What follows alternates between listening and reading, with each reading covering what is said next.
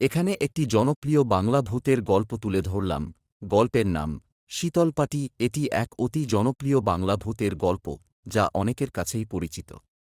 গল্পটির মূল চরিত্র একটি শীতল পাটি বা ঠান্ডা বালিশ, যা অতিপ্রাকৃত ক্ষমতা রাখে। চলুন গল্পটি শোনা যাক। গল্পের সারাংশ: একটি ছোট্ট গ্রামে একজন সহজ সরল ছেলে, রাধু, বাস করত। একদিন সে একটি পুরনো হাট থেকে এক শীতল পাটি কিনে আনল। শীতল পাটিটি দেখতে সাধারণই ছিল, কিন্তু রাধু হঠাৎ দেখতে পায় যে, যখন সে শীতল পাটির ওপর শোয়, তার চারপাশে এক অদ্ভুত ঠান্ডা অনুভব হয়। প্রথমে সে খুব ভয় পায়নি, কিন্তু কিছুদিন পর সে বুঝতে পারে যে শীতল পাটির আশপাশে কিছু অদ্ভুত ঘটনা ঘটতে থাকে।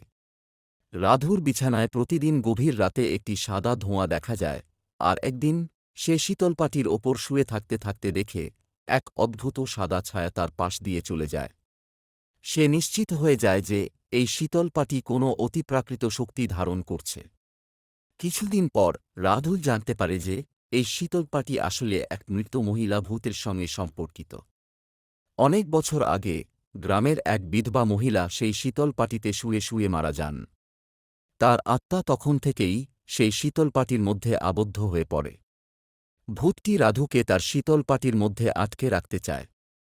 এক রাতে রাধু সাহস করে শীতল পাটির ওপর শুয়ে নিজেই সেই ভূতটির সঙ্গে কথা বলতে যায়।